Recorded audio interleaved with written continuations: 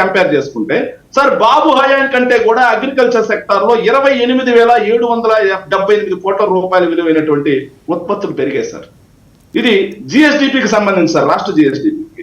ఇక మైనింగ్ రంగంలో బాబు హయాంతో పోలిస్తే 1,543 కోట్ల రూపాయలు మా జగన్మోహన్ రెడ్డి గారి ప్రభుత్వ హయాంలో పెరిగాయి సార్. మ్యానుఫ్యాక్చరింగ్ సెక్టార్ లో 25,092 కోట్ల రూపాయలు మా హయాంలో పెరిగాయి sir. Electricity, gas, water supply రంగంలో 4,889 కోట్ల రూపాయలు విలువైన వస్తువులు పెరిగాయి సార్. ఇక ట్రేడ్, రిపేరు, హోటల్స్, రెస్టారెంట్ కి సంబంధించి సార్ 8,775 కోట్ల రూపాయల విలువైనటువంటి ఉత్పత్తులు జిఎస్డిపిలో అభివృద్ధి సాధించాలి. ఇందులో 2 సంవత్సరాలు కరోనా సార్. రాష్ట్రమే కాకుండా ప్రపంచం మొత్తం స్తంభించిపోయింది. కానీ బాబు ప్రభుత్వ హయాం కంటే కూడా అన్ని రంగాల్లోనూ ఉత్పత్తులు మేము పెంచాం. ఇక రాష్ట్రం ఎక్కడ వెనక్కి వెళ్ళిపోయింది? ఇక పూర్తిగా ఓవరాల్ గా చూసుకుంటే సార్ జిఎస్డిపిలో 2018-19 నాటికి రాష్ట్ర జిఎస్డిపి సార్, రాష్ట్ర జిఎస్డిపి 7.9 లక్షల కోట్ల రూపాయలు ఉండేది సార్. 7.9 లక్షల కోట్ల రూపాయలు. కానీ 2023-24 మేము దిగిపోయడానికి లేటెస్ట్ రాష్ట్ర జిఎస్డిపి విలువ, స్థూల ఉత్పత్తుల విలువ సార్ 12.91 లక్షల కోట్లు సార్.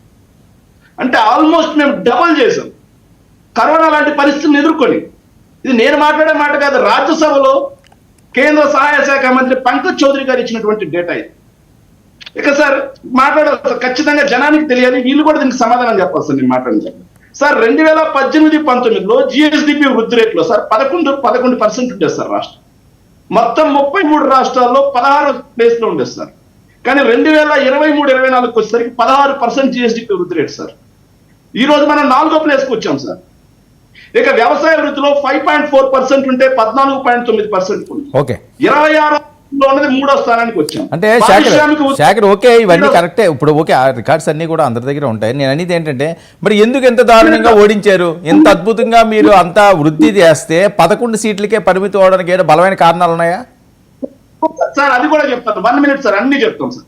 సేవా రంగంలో 11వ స్థానంలో ఉంటే 3వ స్థానానికి వచ్చాం.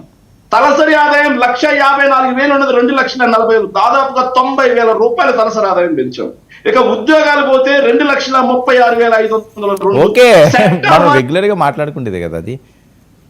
సార్ 1 మినిట్ సార్, దయచేసి చెప్పండి. మరి కాదు, మీరు అదంతా లిస్ట్ అవుతానంటే డిబేట్ వేరేగా టర్న్ అయిపోతుంది. చాలా సమయం ఇచ్చాను, అది మీరు చెప్తానన్నారని. మీరు పాయింట్లో 11 సీట్లు రావడానికి కారణం ఏంటి?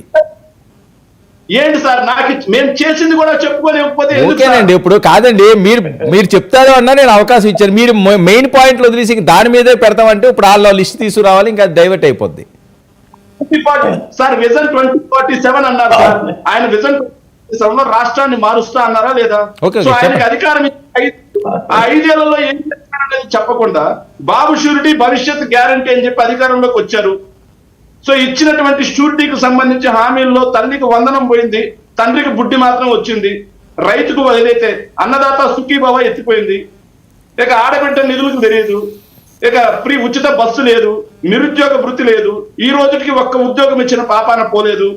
అప్పులు చూస్తే 70,000 కోట్ల రూపాయలు చేశారు.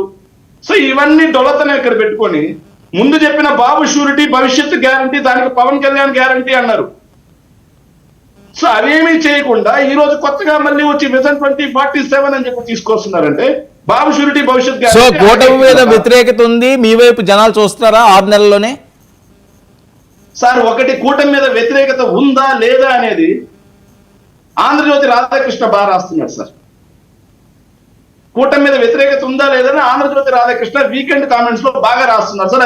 అది తెలుగుదేశం వాళ్ళు, కూటమి వాళ్ళు తెలుసుకుంటే మంచిది సార్.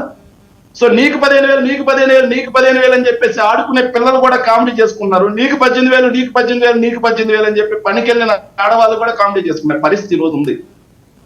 సో ఈ ప్రభుత్వ హయాంలో సార్, ఈ ప్రభుత్వ హయాంలో వీళ్ళు వచ్చిన తర్వాత విజన్ 2047 ఇవి కాదు సార్. మీకన్నా మెరుగైన పాలన వైఎస్ఆర్ కాంగ్రెస్ పార్టీ అందించింది, ప్రతి ఒక్కటి విత్ డాక్యుమెంటల్ ప్రూఫ్ నేను మాట్లాడుతున్నా. కానీ మీరు మాత్రం ఈ 5 ఏళ్ళు మీకు పరిపాలన ఇచ్చారు, మీరు ఏం చేస్తారో చెప్పకుండా ఈ రోజుకి వైఎస్ఆర్ కాంగ్రెస్ పార్టీ మీద బండేసుకుంటూ తిరుగుతా ఉన్నారు. ఈ రోజు వైఎస్ఆర్ కాంగ్రెస్ పార్టీ మీద నప్పేసుకుంటూ తిరుగుతున్నారు. ఓకే, మీ పరిస్థితి ఏంటండి? నాకు అర్థం కావట్లేదు సార్, ఏ విషయంలో మా పరిస్థితి? వైఎస్ఆర్సీపీ ఎందుకంటే అంత స్తబ్దంగా ఉన్నారు, చాలా మంది అజ్ఞాతంలోకి వెళ్ళిపోతున్నారట, యాక్టివ్గా ఉండే వాళ్ళందరూని ఏదో జరుగుతుంది అని.